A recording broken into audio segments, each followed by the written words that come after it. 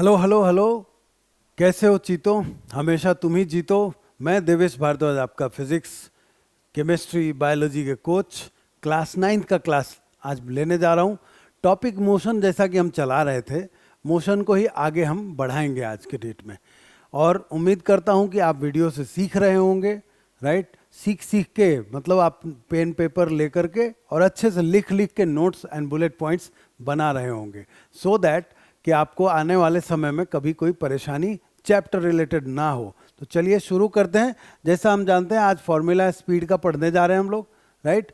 Speed के लिए तो चलिए अभी देखते हैं स्पीड इक्वेशन क्या है एक्चुअली, राइट? तो स्पीड इक्वेशन में आप जैसा देख रहे हैं यहाँ देर आर, मतलब एक बॉक्स ये है, दूसरा ये है, तीसरा ये है। मतलब speed is equal to distance upon time. ये याद रखना आपके लिए इजी होगा। Speed equals distance upon time हुआ तो डिस्टेंस इक्वल्स क्या होगा फिर, या फिर टाइम इक्वल टू क्या होगा? तो time equal to distance upon speed हो जाएगा। तो उसी तरह से डिस्टेंस इक्वल टू क्या होगा? तो स्पीड इनटू टाइम हो जाएगा। अगर आप सिंबॉलिकली देखते हैं तो ये डिस्टेंस को एस से रिप्रेजेंट करते हैं और इसको हम लोग वी से रिप्रेजेंट करते हैं और इस टाइम को टी से रिप्रेजेंट करते हैं। तो अगर हम देखने जाए यहीं पर देखते हैं तो एस इक्वल टू हो गया V into T, V equal to हो गया आपका S upon T, and therefore T equal to क्या हो जाएगा फिर आपका एस अपॉन वी। ये तीन फॉर्मूला हमारे सामने प्रेजेंट हुआ। इसी को लेकर के भी आगे यूज है और भी बहुत सारे फॉर्मूलाज हमें मिलेंगे। तो एसआई यूनिट हम देखने जा रहे हैं। तो डिस्टेंस का होता है मीटर, जिसका सिंबल स्मॉल एम होता है, याद रखिएगा। टाइम का होता है सेकेंड, जिसका सिंबल छोटा एस होता है, और दोनों मिला दीजिएगा तो स्पीड का मीटर पर सेकेंड होता है। कोई रॉकेट थ्योरी लग नहीं रहा ना, बहुत आसान है बेटा। देखो चीज़ों को जब आप सिंप्लिसिटी के साथ समझेंगे ना तो आपको कोई रोक नहीं सकता। सारे सम्स को सॉल्व करने में आप चैंपियन बन के निकलेंगे, ठीक है? तो चलिए अब हम देखते हैं स्पीड विथ डायरेक्शन। जब स्पीड में डायरेक्शन आएगा तो वो हो जाएगा वेलोसिटी, क्योंकि स्पीड जो होता है वो स्केलर क्वांटिटी होता है और वेलोसिटी होता है vector quantity, because of the direction involve. Direction लग गया इसके वजह से। तो चलिए देखते हैं इसको। Calculating average velocity. तो एवरेज वेलोसिटी में in case the velocity of the object is changing, किसी भी ऑब्जेक्ट का अगर वेलोसिटी लगातार बदल रहा हो, ठीक है, at a uniform rate, uniform मतलब समान रूप से बदल रहा होगा, then average velocity is given by the arithmetic mean of initial velocity and final velocity. कोई भी ऑब्जेक्ट मान लो, यहाँ पर एक उदाहरण लेते हैं, एग्जाम्पल। यहाँ ए से स्टार्ट करता है और बी तक जाता है। तो जब वो ए पे स्टार्ट करने की बात आई ना, तो मतलब ये ए पे रेस्ट पे था। अब इसको इग्निशन ऑन किया कार को और एक्सेलरेटर दबाया और यहाँ पहुँचे। तो यहाँ पर जो था वो u था और यहाँ पर v था। मतलब ये हो गया आपका इनिशियल वेलोसिटी, इनिशियल वेलोसिटी, और ये आपका है फाइनल वेलोसिटी, ठीक है? तो ये आप देख रहे हैं यहाँ पर कि जो एवरेज वेलोसिटी को वी ए बी से रिप्रेजेंट करते हैं, जैसा कि मैंने यहाँ पर लिख के भी दिया है आपको। V A B equals average velocity, U is the initial velocity and V is the final velocity. तो V A B equal to हो जाएगा U plus V divided by 2, क्योंकि अरिथमेटिक मीन बोला है, ठीक है? तो बहुत सिंपल है बेटा। अभी आप कंफ्यूज बिल्कुल मत होना, आगे फॉर्मूला और भी आएंगे, लेकिन एवरेज वेलोसिटी की बात जब करेंगे, जब हम यूनिफॉर्म रेट से वेलोसिटी चेंज हो रहा है तो हम अरिथमेटिक मीन निकालेंगे, किसका? Initial velocity and final velocity का, ठीक है? अगर आपको अभी नहीं समझ में आया होगा या लगता होगा कि कोई डाउट रह गया, कमेंट बॉक्स पूरी तरह से खुली हुई है बेटा, आप आइए वहाँ पे लिखिए। और जब तक मेरे बच्चे, अगर आप नहीं लिखोगे तो हमें कैसे पता चलेगा? तो हमको जानकारी में देने के लिए आपको बेटा लिखना पड़ेगा, तो आप ज़रूर लिखिए। और चलिए अब हम आपके एनसीईआरटी क्वेश्चन टाइम हो गया आपका, जो पेज नंबर 76 पे दिया हुआ है। उसके 5 क्वेश्चन हैं, पांचों के पांचों अभी समझते हैं। पहला है distinguish between speed and velocity. तो स्पीड इधर ले लिया और वेलोसिटी इधर ले लिया।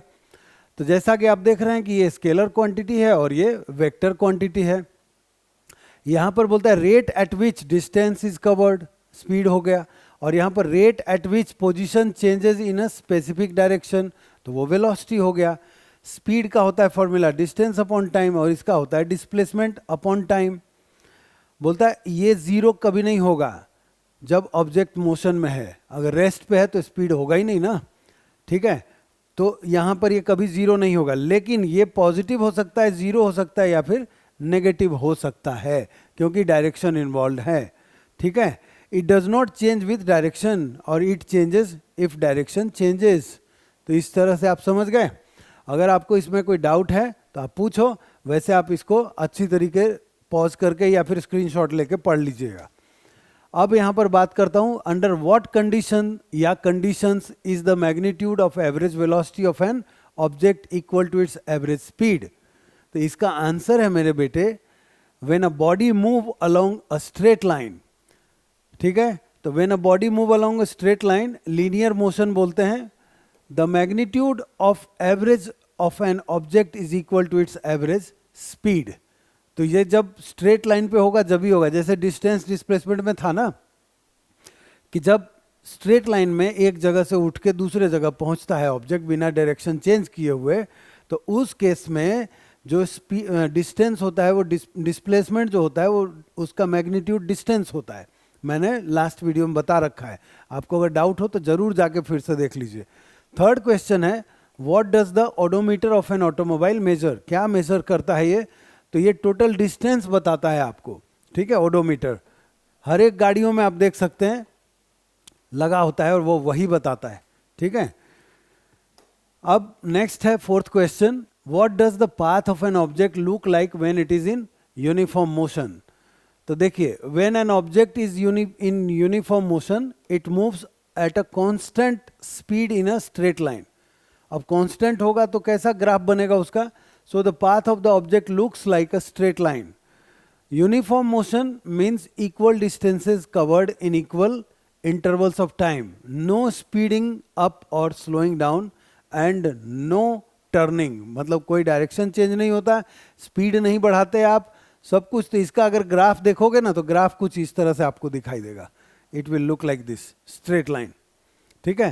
ये आप जानते हैं, इसको x लिखते हैं, इसको y लिखते हैं और इसको ओरिजिन लिखते हैं। और ये आपका जो है मतलब स्पीड इसकी बात करें तो स्ट्रेट लाइन मिलेगा इस तरह से। हम ग्राफ के सेक्शन जब हम सेशन लेंगे आपका ग्राफ का तो वहां जरूर बताएंगे, ठीक है बेटा। चलिए आगे चलते हैं। फिफ्थ क्वेश्चन मैंने एक्चुअली सॉल्व कर दिया था पढ़ाते हुए, किसी को दिखाते हुए। तो during an experiment a signal from spaceship reached the ground station in 5 minutes. जो यहाँ पर मैंने लिया डेटा लिखा है 5 मिनट, मतलब 5 इंटू 60 करेंगे 300 सेकेंड होगा। इसको आप इस तरह भी लिख सकते हैं, 3 into 10⁻² second. What was the distance of the spaceship from the ground station? The signal travels at a speed of light that is 3 into 10⁸ metre per second. तो हमें डिस्टेंस निकालना है और v हमें मालूम है। तो हम जैसा जानते हैं फॉर्मूला से, v इक्वल टू होता है s बाई टी, तो s equal to v into T.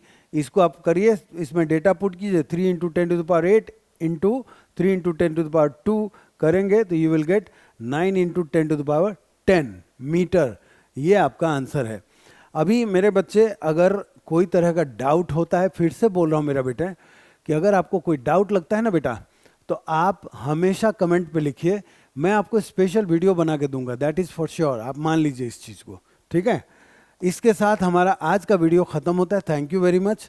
और अगर आपको सब कुछ अच्छा लगता है, जब अच्छा लगता है तो हम 4 लोगों से बातें करते हैं, बताते हैं, राइट। मेरे चैनल के बारे में भी लोगों को बताइए, हम आपके लिए कमिटेड हैं। और हम, अगर आपने अब तक चैनल सब्सक्राइब नहीं किया है तो ज़रूर सब्सक्राइब कीजिए, लोगों तक दीजिए, पहुंचाइए और उनको भी सब्सक्राइब करने के लिए बोलिए, ठीक है। क्योंकि सब्सक्राइब करेंगे तो मेरा भी मनोबल हाई रहेगा, और मनोबल हाई करना आपकी ड्यूटी है मेरे बच्चे। वैसे मोटिवेशन पूरी तरह हमारे साथ है, हम लगे रहेंगे, हम छोड़ेंगे नहीं। इस बार आपको पूरे साल लगातार मेहनत करेंगे आपके साथ साथ में, ठीक है। तो ज़रूर से ज़रूर सब्सक्राइब कीजिए, बेल आइकन दबाइए, लाइक शेयर कमेंट कीजिए, ठीक है। मिलते हैं नेक्स्ट वीडियो में, तब तक के लिए जय हिंद।